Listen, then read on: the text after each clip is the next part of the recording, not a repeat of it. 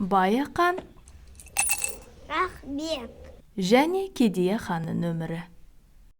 Баяқан әрдайым білім көзін ізденісінде отырады, көп білім алады. Ал кедей хан тым білім алғысы келмейді, тек токта отырғанды жақсы көреді. Баяқан спортпен шұғылданғанды жақсы көреді.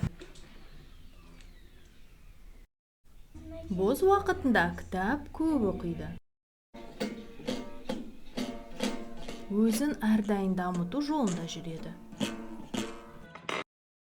Кедей хан әлі токта отыр. Баяқан дұрыс тамақтанады. Оның мәзірінде тек пайдалы тағамдар және сусындар.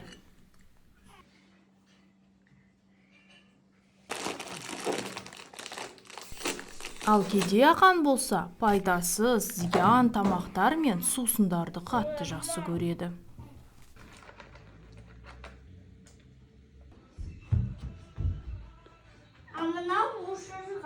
Баяқан тазалықты өте жақсы көреді. Сондықтан ол әрдайым өз артынан жинап және жинақылықты ұнатады. Ал кедей ханның өмірі қоқысқа толы. Ол ешқашан өз артынан жинамайды, шашып жүреді.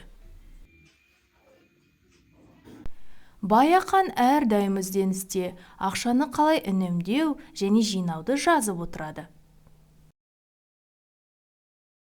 Ал кедей ханның өмірі тек қана ақшаны ұрлау және де жұмыс жасамау.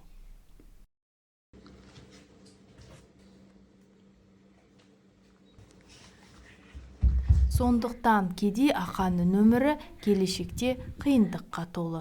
Ақша беріңдер. Рахмет. Ол өзінің кішкентай, суық үйіне қайтып, өкінішпен зар жылады.